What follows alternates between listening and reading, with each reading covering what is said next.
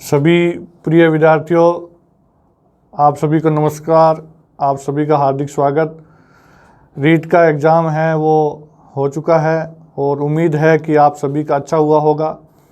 तो इसमें जो 90 क्वेश्चन है वो आपके राइट होने चाहिए। टोटल 150 में से जिसके 90 राइट है वो आगे का जो द्वितीय पेपर होगा, जिसको मेन परीक्षा रखा गया है, मुख्य परीक्षा उसको बताया जा रहा है, तो उसमें वो प्रतिभागी बैठेगा जिसके 90 से ऊपर है। बाकी जो ओबीसी है, एससी है, तो उनके अलग अलग उनको आरक्षण दिया हुआ है।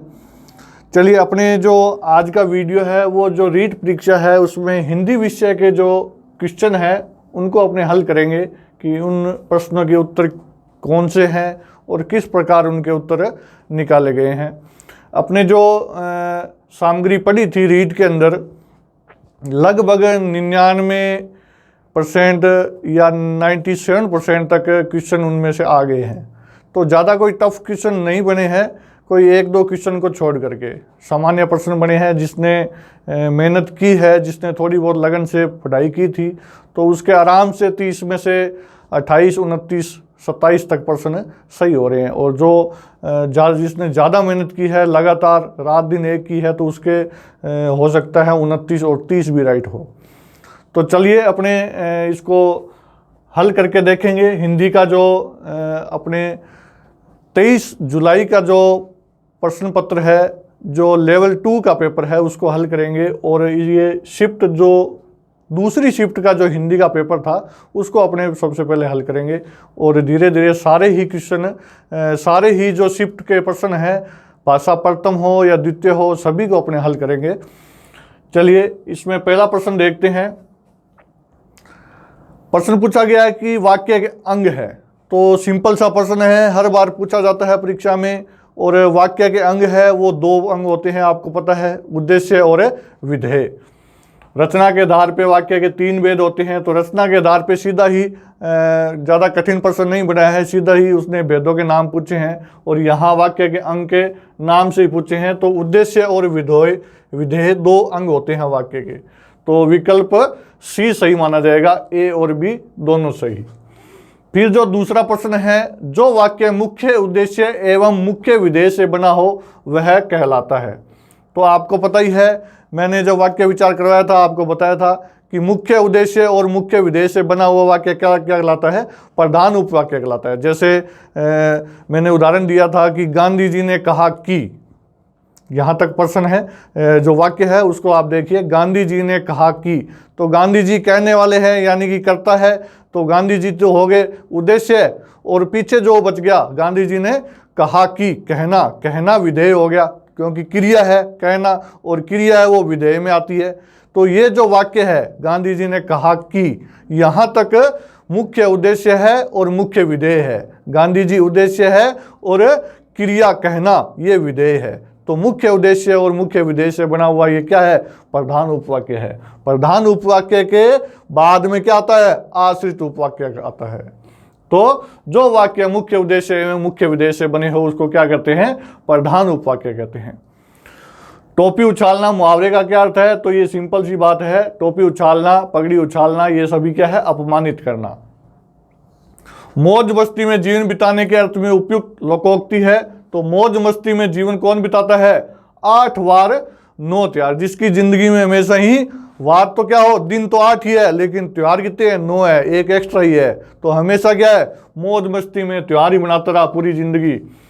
तो मौज मस्ती में जीवन बिताना यानी कि 8 वार 9 त्योहार। 8 कनौजिए 9 चूल्हे का मतलब क्या है? अलगाव की स्थिति होती है। यानी कि कनौजिए कितने हैं? 8 है, लेकिन उन्होंने चूल्हे 9 बना लिए। यानी कि सीधी सी बात है, अपने कहावत भी होती है घरों में कि घर में आदमी तो 4 है और चूल्हे उनके 6। तो अलगाव की स्थिति है, अनमेल स्थिति है। तो इसका मौज मस्ती में जीवन बिताना, इसका अर्थ क्या है? 8 वार 9 त्योहार। फिर देखिए अगला प्रश्न क्या है। विद्यार्थियों को पुस्तकों के माध्यम से भाषा की मूल ध्वनियों एवं लिपि का ज्ञान करवाकर उन्हें पढ़ने के कौशल में दक्ष किया जाता है। इस विधि को क्या कहते हैं? तो यहाँ सीधा सा उसने लिख दिया, विद्यार्थियों को पुस्तकों के माध्यम से। तो पुस्तकों के माध्यम से उसको मूल ध्वनियों का ज्ञान करवा रहे हैं, लिपि का ज्ञान करवा रहे हैं, तो वो कौन सी विधि है? पाठ्य पुस्तक विधि है। फिर देखिए डाल्टन प्रणाली का आविष्कार किसने किया? तो डाल्टन प्रणाली है वो सीधा सही प्रश्न पूछ लिया गया है, तो कौन सी है?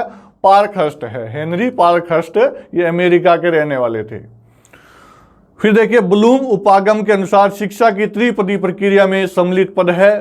तो जो ब्लूम का उपागम है इसके 3 पद है। कितने पद है? 3 पद है उसके। कौन कौन से पद है? मैंने जोर दे करके 3 पदों के ऊपर बहुत जोर दिया था और आपको बताया था नंबर 1 कौन सा पद है? उद्देश्यों की पहचान, ये मूल्यांकन के उद्देश्य है।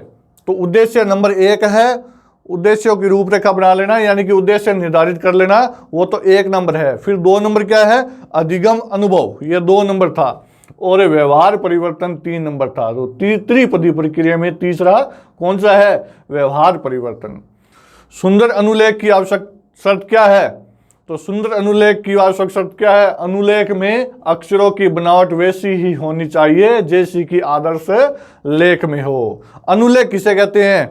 यानी कि टीचर ने आपको जैसा लिख के दिया वैसा का हूबहू लिख देना। जैसे पहली क्लास दूसरी क्लास में बच्चे होते हैं ना, तो उनको क्या लिख के देते हैं? अपने कै कबूतर लिख के देते हैं और कहते हैं कि बेटा जैसा मैंने लिखा है वैसा का वैसा तू स्लेट के ऊपर लिख। तो वो अनुलेख है। वो श्रुत लेख है, वो सुन करके लिखा जाता है। अनुलेख है वो लिखा हुआ होता है, उसको देख करके वैसा का वैसा लिखा जाता है। तो अनुलेख लिखते समय शिक्षक विद्यार्थी की सहायता न करे, ये तो जरूरी है नहीं। अनुलेख सहस्वर बोलकर लिखवाया जाता है। तो अनुलेख बोल करके नहीं लिखाया जाता, सहस्वर बोल करके क्या लिखाया जाता है? श्रुत लेख लिखाया जाता है।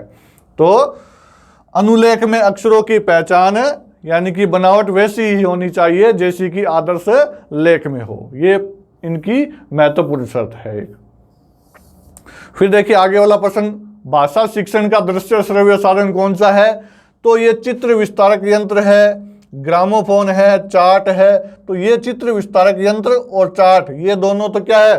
दृश्य सामग्री है। जो मैंने चार्ट बनाया था उसमें स्पष्ट लिखा हुआ है ये दृश्य सामग्री है।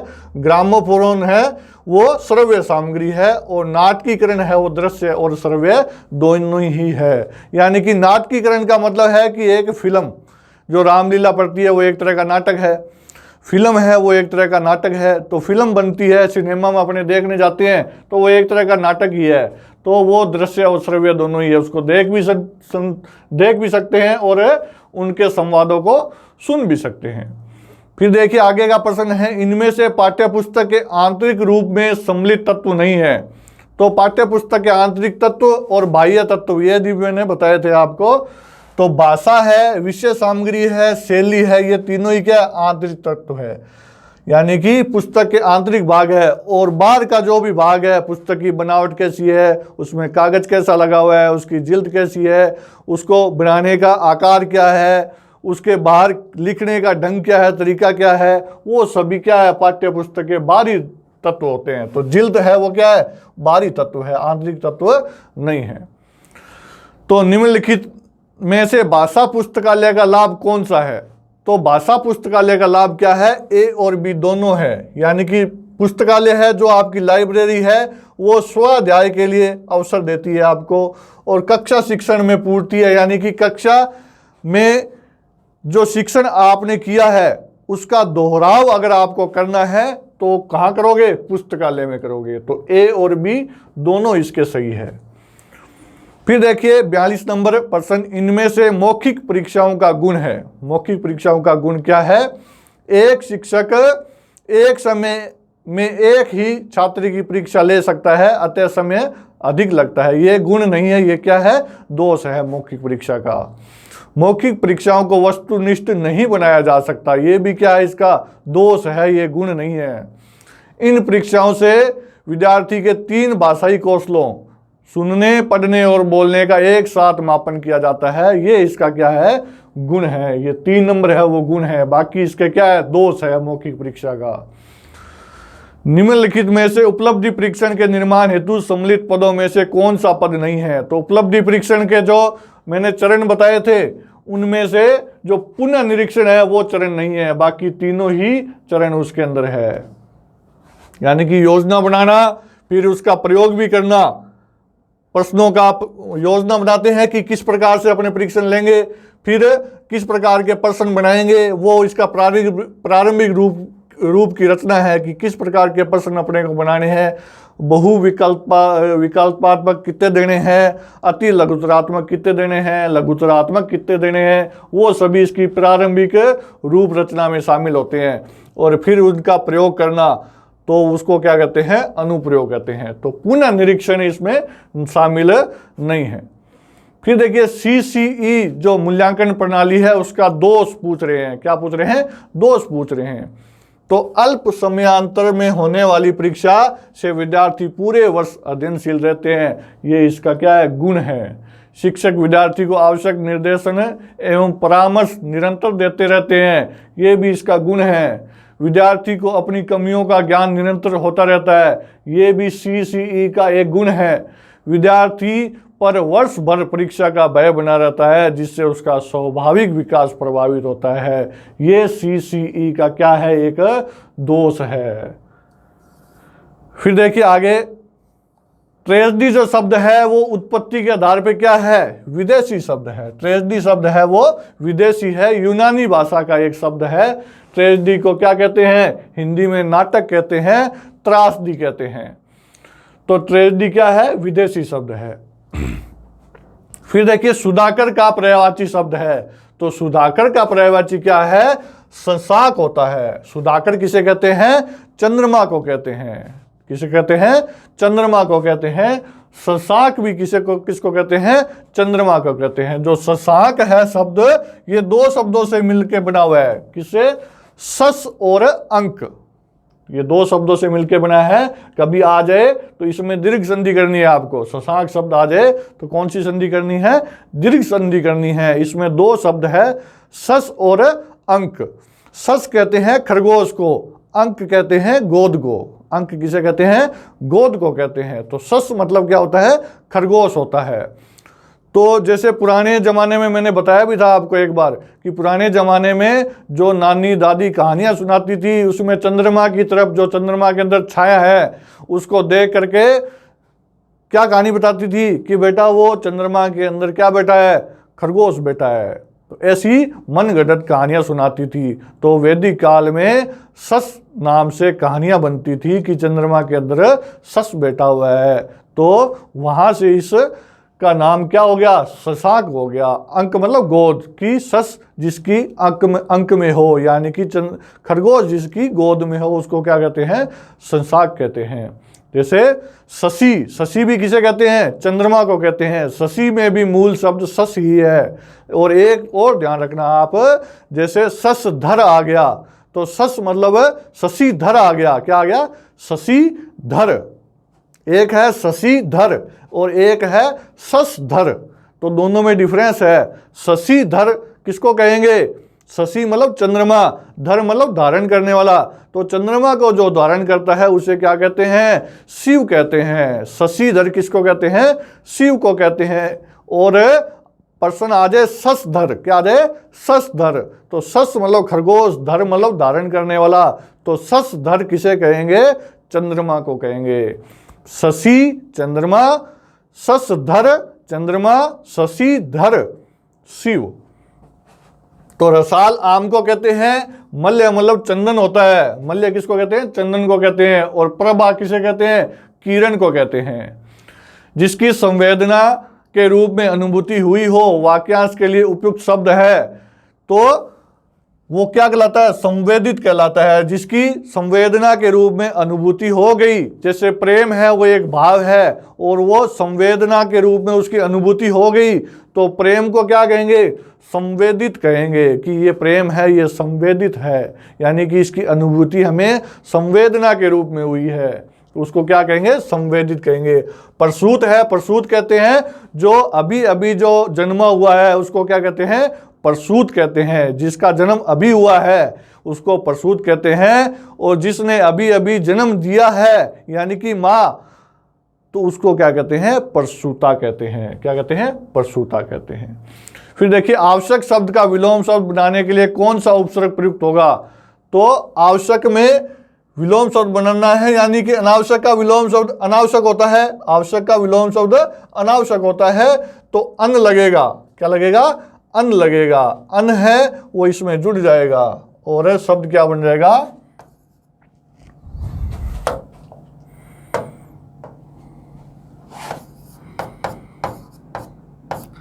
अन इसमें जुड़ेगा तो ये आ इसमें शामिल हो जाएगा, न में शामिल हो जाएगा, तो न क्या हो जाएगा? हलंत हट जाएगा, न का हलंत हट जाएगा और आ इसमें मिल जाएगा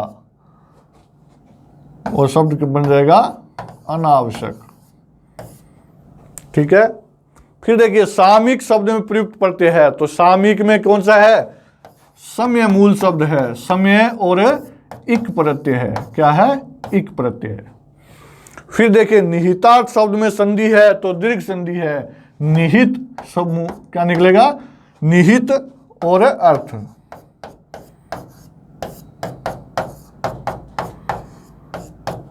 क्या होगा? निहितार्थ। फिर देखिए अव्यय पूछा है अपने से। क्या पूछ रहे हैं? कि शब्द में अव्यय कौन सा नहीं है। तो अव्यय कैसे पता लगता है? मैंने कहा था कि आप अव्यय शब्द का कभी भी पूछे तो आप उस शब्द को एक वचन बहुवचन में बदल के देखिए, उसका पुल्लिंग स्त्रीलिंग बना करके देखिए। जिस शब्द का बन जाए वो अव्यय नहीं है और जिस शब्द का नहीं बने वो अव्यय है। सीधी सी बात है।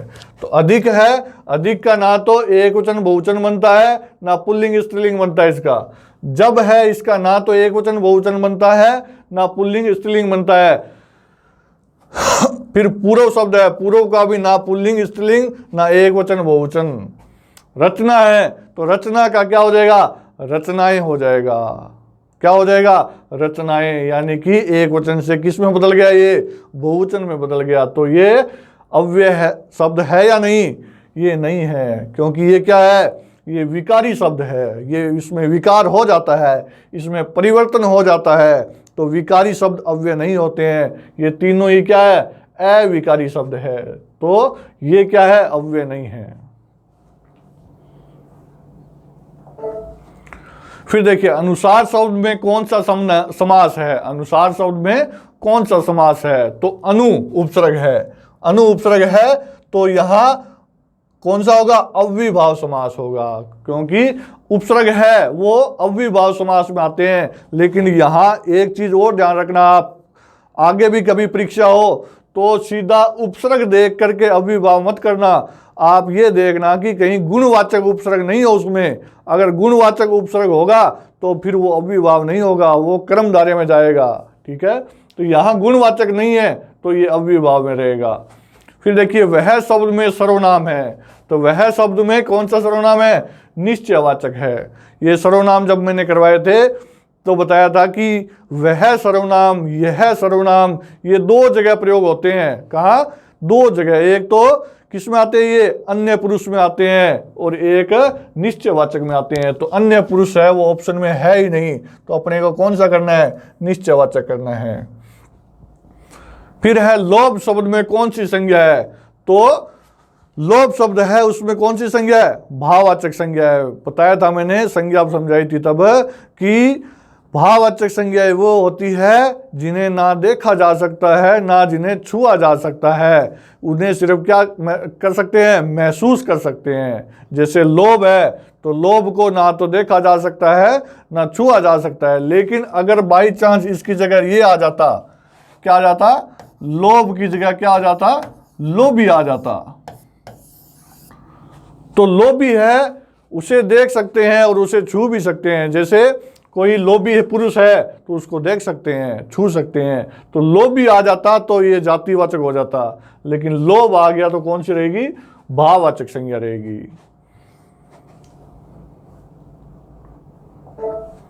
आगे वाला प्रश्न देखिए भी, जातियां शब्द का एक वचन सिंपल सी बात है, जाति होता है। हिमायती शब्द का क्या मतलब होता है? पक्षपाती होता है कि ये मेरा हिमायती है, यानी कि मेरा पक्ष लेने वाला है। इनका असर भी पड़ रहा है। इस वाक्य में कौन सा काल है? तो सीधी सी बात है कि भाई पड़ रहा है। तो ये काल जब मैंने करवाए थे तब आपको बताया था कि रहा है, रही है, ये सभी क्या है, कौन सा काल है, अपूर्ण वर्तमान है। ये कौन सा काल है, अपूर्ण वर्तमान है। अब देखते हैं भाई आंसर की जो फाइनल आती है बोर्ड की तरफ से, उसमें क्या माना जाता है। अपूर्ण वर्तमान है इसका उत्तर, लेकिन ऑप्शन में अपूर्ण वर्तमान है ही नहीं। तो ऐसे प्रश्न अगर बाई चांस कभी आ जाए आपकी परीक्षा में, आगे भी आ जाए, तो आपको ये ध्यान रखना है, आप इसका उत्तर अगर दे करके आओ तो जो उत्तर इस प्रश्न के सबसे नजदीक हो उस उत्तर को हल करके आ जाओ। तो सबसे नजदीक क्या है, ये सामान्य वर्तमान है। ठीक है, अब इसका उत्तर है, पहली तो बात है कि ये प्रश्न डिलीट होने की श्रेणी में जाएगा। ठीक है, नहीं जाता है तो फिर देखते हैं भी क्या होता है। डी उत्तर मान सकते हैं इसका, लेकिन डिलीट होने के चांस ज्यादा है। विधा शब्द है, विधा शब्द है वो कौन सा है, पुल्लिंग है या स्त्रीलिंग। तो ये तरीका मैंने बताया था आपको कि कोई भी शब्द हो उसका पुल्लिंग और स्त्रीलिंग निकालना है, तो उस शब्द के आगे आप होता है, होती है ये लगा दो, और 90% शब्दों का उत्तर आपको मिल जाएगा। जैसे कहानी आ गया तो कहानी होती है या होता है, तो कहानी होती है, तो ये स्त्रीलिंग है। इसी प्रकार विदा है, विदा होती है या होता है, विदा होती है, तो ये क्या है, स्त्रीलिंग शब्द है। व्यक्ति शब्द का बहुवचन रूप कौन सा है, तो सिंपल सी बात है, व्यक्ति शब्द का बहुवचन क्या है, व्यक्तियों। फिर देखिए राजस्थानी के भाषा शब्द का मानक हिंदी रूप क्या है, तो भाषा को इस प्रकार लिखा जाता है, भाषा मूर्धन्य से लिखा जाता है। तो ये अपने पास इतने प्रश्न थे, इसमें से आपको चेक कर लेने हैं कि आपके कितने सही है कितने गलत है। ज़्यादा कोई कठिन ये प्रश्न है नहीं, तो आपको अब क्या करना है, आगे अपनी तैयारी है वो अभी से शुरू कर देनी है। परीक्षा है वो संभावित आपकी जनवरी में है रीट की, जिसकी 90 से प्लस पर्सन है, जो रीट में क्वालिफाई कर जाता है दूसरे एग्ज़ाम के लिए, तो वो अपनी तैयारी अभी से शुरू कर दे। और जो विद्यार्थी किसी कारणवश इस परीक्षा में क्वालिफाई नहीं हो जाते, तो वो क्या करें, वो अपनी सेकंड ग्रेड को चुन ले, जो विषय आपका बनता है उसमें जुट जाओ। ठीक है, ठीक है भाई, मिलते हैं आगे, धन्यवाद।